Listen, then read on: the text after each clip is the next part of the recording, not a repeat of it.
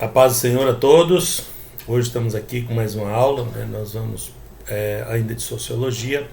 É uma matéria bem ampla, tem muita coisa para ver. Hoje nós vamos ver a parte de comunicação, né? Que trata o capítulo 6 do seu material impresso, tá? Então nós vamos ver a parte comunicacional em vários aspectos, né? Nesse último capítulo, capítulo 6, nessa última aula de sociologia, tá? Bom, a Imago Communications Day, né? Communications Day. Isso é a imagem comunicativa de Deus, né? Aí com o latim, né? De origem latim, misturada com outras línguas, né? A origem da natureza comunicacional do homem. Nós vamos falar da origem dessa natureza, de onde ela vem, tá? O material foi preparado pela irmã Lázara Coelho, né? Tá? E é nesse aspecto que nós vamos tratar hoje, ok? Bom, teologia é um assunto pouco interessante de um modo geral, tá? Para a maioria das pessoas. A comunicação é um assunto bem mais interessante, bem mais apreciado pelas pessoas. Isso é assim porque poucas pessoas consideram, né, se consideram teólogas, né, ou pelo menos operários de teologia, né, funcionários disso, né, aprendizes disso. Mas quase todas as pessoas se percebem imersas em experiências com muito êxito ou fracassadas na comunicação, tá? As pessoas se veem comunicadores de um modo geral, tá? Nas igrejas isso é bem presente também, tá? O homem ontologicamente é um ser comunicacional, tá? Ele, por natureza, ele é um ser comunicacional. Então ele guarda em si o princípio da comunicação, que se manifesta de maneira muito variada, né? Sob a influência da complexidade natural da natureza, né? E irreversível da sua existência social. Então, para haver comunicação tem que ter a sociedade, né? Tem que ter mais de um elemento, tá? Por isso faz parte da sociologia, tá? Sua fala ou sua escrita, sua expressão corporal ou artística, né? A entonação verbal ou visual, ou qualquer outra manifestação do seu ser como ato comunicativo. Lembra que eu falei para vocês lá atrás que o homem se comunica de várias maneiras. Não é só com a voz. Ah, mas não falei isso. Tem hora que não precisa nem falar, né? Você já falou de outro jeito, né? De uma forma visual, né? Corporal, né? A gente acaba se comunicando às vezes sem perceber, tá? E isso resulta esse desenvolvimento da sociedade através da comunicação. A base é a comunicação, tá? O homem é um ser comunicacional e desenvolve a sua comunicabilidade em sua existência social, em seu meio social, porque ele é também um ser social, tá? O homem é um ser social, é uma afirmação aqui, tá? Nesse sentido, né, nesse capítulo aqui, no 6, é escrito sobre a convicção que o homem já é concebido em comunicação. Quando ele foi criado, ele já foi criado em comunicação, considerando também ele ter sido criado macho e fêmea, Gênesis 1:27, mediante o ato comunicativo de Deus, quando ele pronunciou: façamos o homem à nossa imagem. Então é nessa comunicação que fez. Por isso retém a imagem de Deus. E como consequência dessa imagem, a comunicação é um fato humano fundamental. Bom, feitas essas considerações iniciais, então cabe também explicar que a origem da comunicação, a origem de Deus, a comunicação humana, desenvolvendo por esse viés a teologia da comunicação, tá? Porque aqui nós vamos conectar, né, onde a sociologia é aplicada à teologia. No nosso meio social, onde isso se aplica. Começamos com a criação, né? Façamos o homem à nossa imagem e semelhança. Já é uma comunicação. Isso será feito sob a tutela, né, de uma chave hermenêutica. A hermenêutica é a interpretação de texto e é conhecida na tradição da teologia como trinitária, a chave hermenêutica trinitária. Isso quer dizer que é a chave hermenêutica de 3 pessoas, trinitária. E foi concedido por Felicíssimo Dias, em Teologia da Comunicação em 1997, a qual vai permitir iluminar a realidade da comunicação humana a partir das bases teológicas da comunicação de Deus, divina. E os princípios bíblicos teológicos, é claro que dentro dos princípios bíblicos teológicos, e isso pelo método de interpretação histórico-gramatical, que é o que nós utilizamos. Tem métodos alegóricos, tem vários métodos de interpretação, mas nós, a Igreja Evangélica de um modo geral, a Assembleia de Deus, usa o método histórico-gramatical quase que sempre, tá? Que é o assunto tratado em outro momento, em outro material, então vamos só citar eles aqui e pode ser revisto no outro material. Bom, a Imago Communications Dei, Communicationes, porque isso aí é latim, tá? Imago Communicationes Dei, a comunicação feita à imagem de Deus, ou a imagem de comunicação de Deus, porque é colocado ao contrário. Então a comunicação tem a sua gênese, o seu princípio, o seu início em Deus, tá? E é tripessoalidade, é tripessoal, é trinitário. A moldura que justifica esse modus de operação, modus operandi da comunicação, enquanto comunicação interpessoal de um para com o outro, ou troca de mensagens na qual uma pessoa transmite informações para outra pessoa que compreende essas informações, que decodifica essas informações e responde. Isso tudo se encontra na Trindade, na pessoa de Deus. A Trindade, antes de tudo, é a fonte e a causa determinante. É o protótipo, é a moldura de toda a comunicação. E começando pela comunicação é que a gente compreende a linha a ser seguida. Então, é o modelo, é o arquétipo das relações sociais para conduzir a humanidade, para conduzir a história do ser humano. A Trindade sempre existiu em real comunicação interpessoal, se comunicando entre si. As 3 pessoas da Trindade, o Pai, o Filho e o Espírito Santo. Essa existência pode ser comprovada mediante o exame das narrativas dos primeiros capítulos de Gênesis. A súmula da criação, em Gênesis 1, ainda que não se descreve os processos que foram utilizados no seu desenvolvimento, e a criação específica do homem também, em Gênesis 1, 26 e 27, cujo processo é descrito em Gênesis 2, 7, depois 18 a 24, de fato a declaração introdutória das escrituras sagradas pressupõe um Deus eterno, cuja constituição é trina e comunicante. Então, eterno é o Deus, é trinitário, Deus em três pessoas em um, e comunicante. E é chamado aí no primeiro versículo, do Gênesis, de Elohim. Elohim, em hebraico, quando a terminação é M, sempre termina com a boca fechada, N com a boca aberta. Então, Elohim, esse im é o plural, no hebraico. Eu explico daqui a pouco. Que é Deus, é uma designação de Deus, Bereshit bara Elohim Hashamah Bereshit bara Elohim, Então, no princípio, criou Deus, é Deus aí, na criação. Então, na declaração introdutória, já mostra, já parte do princípio da existência de Deus e de um Deus eterno. Nessa declaração, imagina-se, no princípio criou Deus, Deus que já existia, que já tinha.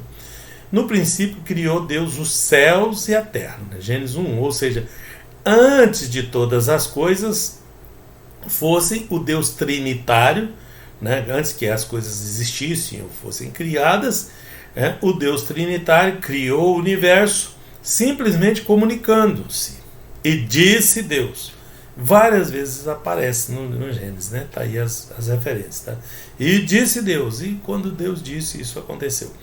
Pois ele falou e tudo se fez, se ordenou e tudo passou a existir. Então, através dessa comunicação é que aconteceu o fenômeno da criação. E isso indica duas realidades sequenciais e interdependentes e correspondentes entre si. Tá? Primeiro, a existência trinitária de Deus na eternidade e a existência da comunicação nesse conjunto aí, nessa trindade.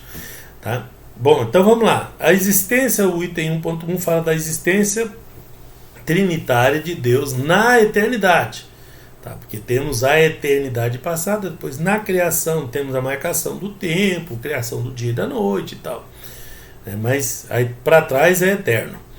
A oração inicial, no princípio Deus criou, pressupõe que houve um tempo, no princípio, além de seu próprio limite, no qual Deus existia. Tá? Antes disso Deus já existia. O primeiro termo consta de uma palavra especialmente deliberada, né? Criada, Bereshit. Bereshit é no princípio. Foi colocado o nome de Gênesis lá na Septuaginta, que é a tradução do hebraico para o grego, tá? Foi colocado o nome de Gênesis. Os livros hebraicos, o nome do livro é como ele se inicia, tá? Como é o início dele ali. É isso aí. No princípio, Deus criou Bereshit, Bará, Elohim. Então, Bereshit é o princípio, a palavra princípio. Tá? Por isso, o livro se chama em hebraico Bereshit. Fortemente ligado a outro, né? Que é o Elohim, o Deus que existia antes de todas as coisas, né? Que outras as coisas fossem ou existissem. Nesse caso, antes dessa criação desse limite de tempo. Desse modo, a narrativa retrocede no tempo precedente, antes do calendário dos acontecimentos que iniciam ali. Começa ali, no princípio. Então, disso tudo que você está vendo, no princípio criou Deus, mas para ele criar ali já tinha o Deus da eternidade para trás. É isso que ele está dizendo aqui. Tá? E esse início marca o momento em que as coisas começaram a existir, inclusive o tempo e o espaço, as duas coisas. Tá? A mesma oração, né? No princípio Deus criou, né? Gênesis 1:1, indica que naquele tempo precedente ao calendário dos acontecimentos, Deus existia na unidade de sua natureza. A natureza dele era de né? Embora subsistindo igualmente em três pessoas divinas e distintas, cuja formulação histórica e teológica é a Trindade.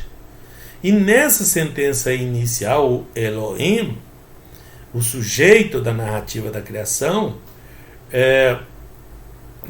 aparece no plural, né? Seguido pelo verbo bará, que é singular. Então Elohim é plural, Him é plural em hebraico, tá? E bará, que é criou, né? É singular, né? Então Deus, plural, criou. Então veja só, né? Então não foi deuses criaram, Deus criou. Então, de fato, esse ato criativo, o ato todo é singular, tá? Mas o sujeito da ação é plural. O uso do termo Elohim, né, como designativo de Deus em sua constituição trina, e continuado em toda a história da criação, na primeira narrativa aparece sozinho, né, e na complementar, que é Gênesis 2, capítulo 5 e seguintes, precedido do tetragrama, né, que é traduzido para o português como Yahvé. Não concordo muito com a tradução, mas vou usar o termo porque está aí aí tá no material. Yahvé, tá? que a forma que foi escrito e tal, tem umas controvérsias aí, mas só para entendimento vai Yahvé mesmo, né? Então o tetragrama, Yod, Vav, Yod, Re, Vav, Re, são 4 letras, 4 consoantes, tá? Em hebraico. Bom, esse uso diferenciado tem a sua razão de ser no fato de que Elohim é o único nome apropriado a uma narrativa da criação. A atividade criadora de Deus, mediante a sua autocomunicação, ele se autocomunica, né? De Deus, conforme exige a natureza da primeira narrativa, que é aquela primeira que eu falei ali atrás. E Yahvé é o apropriado para representar e adjetivar o Elohim, que Elohim, pois ele é o nome pessoal de Deus, o Yahvé, tá? E conota a graça e a aliança daquele que reclama. Então, é partindo desse princípio que nós temos o ato inicial da criação. Tais singularidades e diversidade pressupostas no termo subentender que o único Deus convivem distintas pessoas que mantêm uma relação dinâmica entre si. Isso é a Trindade, tá? Intratrinitária, entra dentro dele mesmo. Essa realidade é traduzida pelos diferentes nomes aplicados a cada uma das 3 pessoas da Trindade, indicando relação recíproca entre elas. E o primeiro, quando junta tudo, no primeiro versículo já aparece Elohim, tá? Elohim. Aquele que era antes de criar todas as coisas, está lá no Salmo 33, né? É a Trindade que subsiste numa comunicação intratrinitariana, que aquele que existia antes de chamar à existência todas as coisas, está em Romanos isso, é Deus Pai, é Deus Filho e é Deus Espírito. Pessoas que coexistem numa comunicação interpessoal. Portanto, essa primeira proposição dispõe que Deus sempre existiu e em existência trinitária. A existência passada de Deus, para nós, é trinitária. No item 1.2, a existência da comunicação nessa trindade. O fato de Elohim designar a divindade comunicando-se na pluralidade de pessoas existentes na unidade de um único Deus, indica consequentemente a existência de um conselho divino anterior à criação, o qual existia eternamente na perfeição ou em sua pré-existência. Por consequência, toda a obra da criação de Elohim foi precedida, veio antes, por uma deliberação da sua mente, que ele formou nele mesmo por decisão própria, por vontade própria.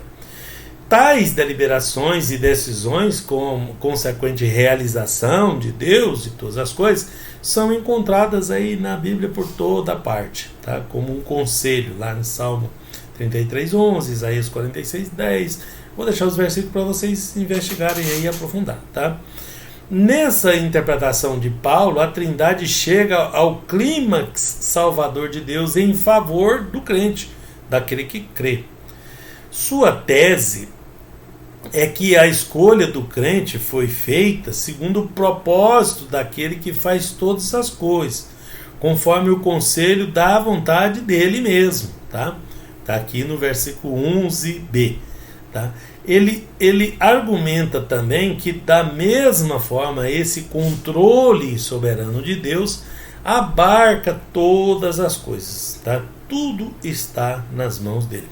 Isso significa que Deus, antes de criar os céus e a terra, ponderou, tensionou, determinou certas coisas, dentre as quais a própria comunicação, que ele as decidiu em sua mente em conselhos eternos, e isso na mente, no conselho da Trindade, da comunicação feita antecipadamente, antes que fizesse qualquer coisa no âmbito da criação, primeiro isso foi formado. Então o conselho eterno de Deus implica em comunicação entre os seus componentes, entre o Pai, o Filho e o Espírito Santo. É essa a premissa inicial. No item 2, a imago communicationis Dei no homem. Então, vimos lá em Deus e vamos ver isso no homem. Na criação também há relatos da existência da Trindade em real comunicação interpessoal.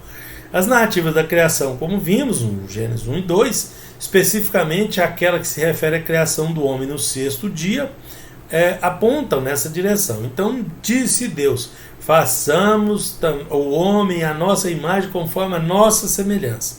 Tá? Nossa, tá? Plural aí de novo. Então Elohim lá do primeiro, depois vira nossa, também plural. Criou, pois, o homem à sua imagem, a imagem de Deus o criou, homem e mulher os criou. Então formou o Senhor Deus o homem do pó da terra. Ele soprou nas narinas o fôlego de vida. O homem passou a ser alma vivente. Peraí, deixa eu te explicar uma coisa. Ali, nós estamos na página 148 do seu material impresso, tá? Deus não fez... Eu já vi pessoas explicar isso na igreja de uma forma diferente do que eu vou falar, então, só para esclarecer. Deus não fez um boneco de barro, porque, olha, lá fala que Deus fez o homem do pó da terra. Aí a pessoa pensa, não, Deus fez molhou o barro ali, fez o boneco, aí soprou, ele virou o homem, né?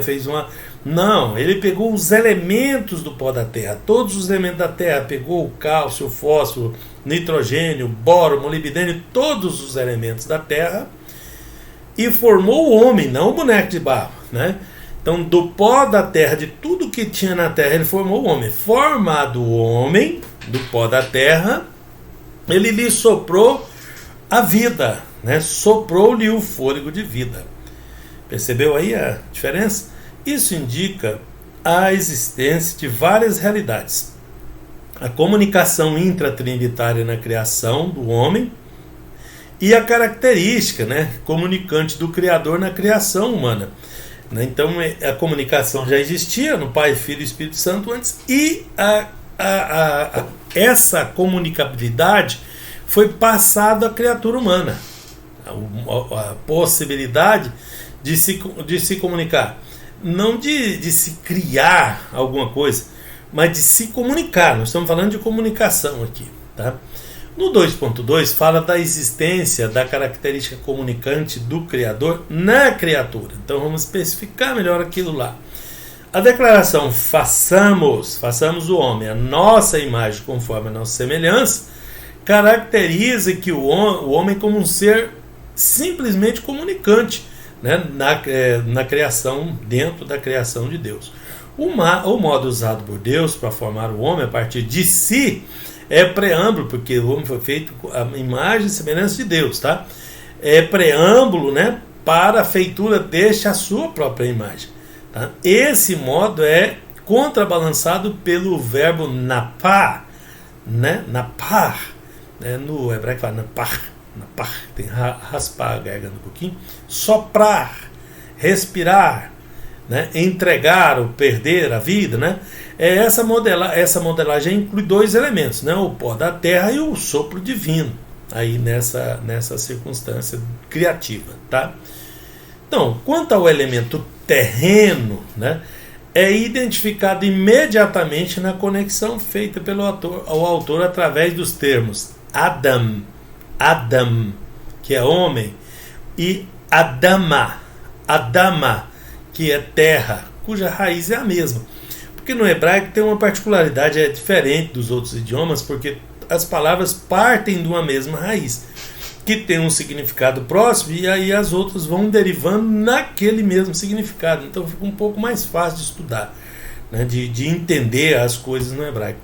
Então essa característica do hebraico ajuda a gente a entender muita coisa na Bíblia, esse sistema de raiz. Nós temos isso em português em alguns casos, onde você tem a raiz, tem o prefixo e o sufixo. Mas é muito pequeno, é só aquela parte que herdou do latim, tudo é muito variado e bagunçado no português. No hebraico não, mas é bem firme mesmo, é isso aí, tá? Então facilita, né? Onde o homem e terra têm a mesma raiz, tá?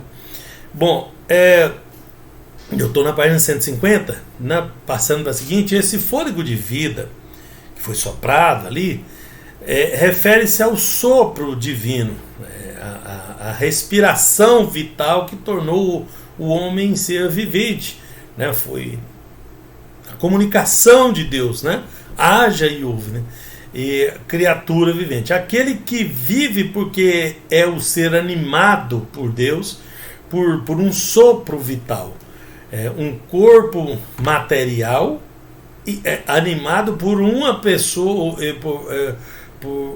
pelo que é imaterial, que é Deus, tá? Que é denominado alma, nepes, no hebraico, tá? Ou espírito nas escrituras sagradas. Isso significa que o corpo do homem procede da terra, ele vem da terra, mas a sua alma procede de Deus. Ele veio da terra, vai voltar para a terra, mas a alma vem de Deus. E consequentemente que o homem foi feito uma unidade. Uma unidade em dois gêneros, né? Gênero masculino e gênero feminino. Isso está bem explicado em Gênesis 1:27. Macho e fêmea os criou. Qualquer coisa fora disso é invenção da vaidade e do engano do coração humano, tá? Foi Deus imaterial criou essa parte material em dois gêneros. Esse aspecto da imagem de Deus no homem, macho e fêmea, temos indicativo de distinção sexual dos humanos. Também acontece no meio dos animais. E é denotativo de que Adam é um ser social, carente de companheirismo, que ambos, macho e fêmea, foram feitos igualmente complementares entre si, um para complementar o outro, foram feitos assim. E que essa complementaridade se processa no ato comunicativo, em todas as suas dimensões do ato comunicativo. Então entende-se, portanto, que Deus, enquanto ser não solitário, trinitário no caso, e em comunicação intratrinitariana entre eles, tem agora o seu reflexo num ser igualmente não solitário, porque ele criou uma adjutora que o corresponda, criou dois gêneros para haver a comunicação. Isso vai comunicar também o material genético para produzir o que vem a seguir, tá? Essa comunicação intra-humana, assim como divino-humana, porque ela veio de Deus para o homem. Em outras palavras, o masculino e o feminino de Adam, inseridos no mistério da comunhão trinitária, porque o homem e a mulher têm aquela comunhão, por ter algo em comum, por ter comunicação, são derivados. Esse reflexo de Deus, a criatura comunicante, designado Adam, tá? É uma unidade em dois gêneros, macho e fêmea. Os dois se tornam uma só carne, uma unidade comunicante. Aí dá pra gente entender melhor a trindade agora, né? Porque o homem e a mulher, você fala, então são duas, mas eles se tornam um. Assim como Deus, o Criador, é comunicante, é uma unidade em três pessoas, o Pai, o Filho e o Espírito Santo, onde os três concordam, onde os três são um. Por isso, imediatamente depois de criado, o homem manifesta atitudes comunicacionais também, imediatamente após a criação. Bom, a formação da mulher nasce do contexto comunicacional presente naquele cenário. O homem deve chamar as criaturas de Deus pelo seu nome, capítulo 2, verso 19, tá? E a sua capacidade comunicativa se manterá na medida em que pessoalmente for identificando os animais do campo, do céu, como as criaturas cuja natureza são diferentes da sua, e percebendo que nenhuma dessas criaturas é como uma que lhe seja equivalente ou correspondente, ele percebeu que dentre as criaturas não tinha nada parecido com ele. Então o homem, como ser comunicante, nomeou as criaturas de Deus, não por imposição de nomes, mas pelo exercício de sua própria natureza comunicacional. Então a natureza comunicacional dele é que foi dando isso aí, tá? Produzindo esses nomes. Isso se deu mediante a identificação daqueles seres que receberam os seus nomes segundo a natureza neles identificada. Os nomes recebidos porque Adão identificava qual era a natureza daquela outra espécie. Na linguagem do narrador, nenhum deles tinha as características de Adão. Nenhum deles era o seu equivalente ou o seu correspondente. Todos eram diferentes. Dessa forma, é só quando Deus tira daquele ser, Adão, o gênero feminino, que este se vê em correspondência um com o outro. Quando ele vê que aquele outro ser criado, sim, parece com ele, é da mesma espécie, né, ele mesmo declara, né, esta afinal é osso dos meus ossos, é carne da minha carne, e chamar-se-á varoa, porque do varão foi tomada. A partir de então ele passa a ser chamado de Ish. Então Ish é homem, tá? É varão, é homem em hebraico. O indivíduo masculino, a parte masculina, tá? E em contraste com Isha, que é mulher, tá? Varoa, a sua cópia física, que é um indivíduo feminino, igualmente dotado da mesma condição e natureza, tá? O qual traz em si a própria vida de Adão, tá? Para Ish, o homem, tá?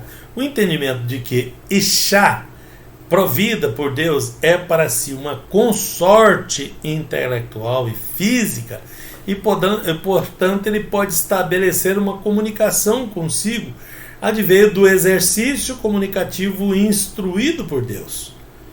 Como consequência do fato, desde a sua criação, a comunicação é inerente ao Adão, tá? Ou Ish, que é o homem. Por outro lado, o homem deve manifestar o seu comportamento, continuar manifestando a sua comunicação, reproduzindo-se em outros a sua espécie, comunicando seu material genético. Segundo o narrador bíblico, na sua criação, Deus os abençoou e lhes disse: sede fecundos, multiplicai-vos, enchei a terra. E logo, após a formação da Ishash, tá? É mais uma Ishah, tá?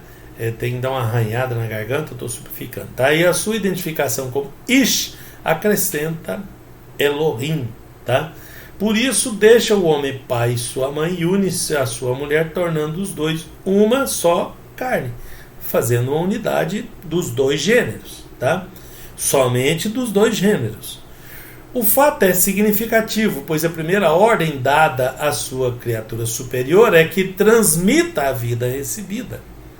Deus deu a vida para eles e deu a eles a possibilidade de transmitir a sua comunicação para frente. Então Deus comunicou a sua própria vida à massa inerte, né, da substância que ele criou, fazendo surgir o homem, e ordena ao homem agora que da mesma forma comunique a sua vida mediante relacionamento, né, com o ser igualmente humano que lhe é correspondente. Então deixou a forma correta de fazê-lo. Modificações tentam fazer, as coisas vão ganhando outra conotação, mas tudo isso é fora do plano de Deus. O que Deus deixou foi essa forma aqui. Também ele opera nessa forma aqui na comunicação. Bom, e o mesmo com a entrada, o intrometimento do pecado, né, o homem e a mulher continuam sendo seres criados à imago Dei, à imagem de Deus. Uma unidade em dois gêneros, complementares entre si, um complementa o outro. O que um faz, o outro não pode fazer, o que o outro faz, um não pode fazer, então eles se complementam. Portanto, comunicando essa imagem mediante o casamento. Mediante o relacionamento, mediante o casamento, eles comunicam. Tá? Por isso foi estabelecido o primeiro casamento, para que desse relacionamento ficasse claro essa unidade, para que não se perdesse isso. E dessa forma, dessa forma que a imago Dei, a imagem de Deus, é comunicada ao homem mesmo depois de sua queda, tá? No pecado. Então, mesmo o pecado entrando no mundo, o homem continuou a se reproduzir. Além disso, o entendimento de que a reprodução humana, mediante o casamento e, consequentemente, permanência de interlocutores na criação, é resultante do fato de serem Ish, o homem, e Ishá, consortes em nível espiritual e físico. Adveio então do exercício comunicativo, tá? Instruído por Deus, instituído e instruído por Deus. Deus deu essa instrução. Bom, assim é que a entrada de Ishash, tá, no cenário de Ish, consolida a natureza comunicante do homem. Essa presença é consolidatória porque introduz na criação o conceito de interlocução, de comunicação. Isso é, conversação entre duas ou mais pessoas. No caso, entre duas criaturas da mesma essência, da mesma espécie, da mesma... Tá? Parecidas, do mesmo gênero, porque gênero tem um gênero masculino e feminino, e feitas à imagem do mesmo Deus, tá? Assim como Deus fez suas comunicações falando como o fez na criação, o ser criado à sua imagem, homem e mulher, também o faz falando como no dia da humanidade. De igual modo, assim como ele comunica-se em seus atos, como a criação de um ser à sua imagem, o homem e mulher, manifesta o seu comportamento comunicacional em atos como a sua reprodução de si mesmos em seres à sua imagem. Então os homens vão criando seres à própria imagem nessa reprodução aí. Ok? Para concluir, a imagem comunicante de Deus foi identificada na Trindade, considerando que há comunicação intratrinitariana. E a comunicação dessa imagem divina, a criatura humana, foi reconhecida na capacidade comunicativa do homem, levando em consideração que essa base se estabeleceu desde a sua criação na comunicação trinitária. Portanto, a Trindade fundamenta essa comunicação. Tá? É em Deus trinitário que se fundamenta essa comunicação. A sua realidade significa que Deus é comunicável e que havia comunicação entre si antes da criação, entre Pai, Filho e Espírito Santo, e que criou o homem em comunicação. Façamos. E que, em consequência, a relação trinitária é a base da comunicação ou da comunhão humana. Tá? De fato, Deus é comunicação em si mesmo e em resultado disso a humanidade, que é marcada por essa característica, porque traz em si a sua natureza comunicacional. O homem já traz em si a sua natureza comunicacional, que herdou da comunicação de Deus inicialmente. Ok? Vamos terminar por aqui? E Deus abençoe vocês em nome de Jesus.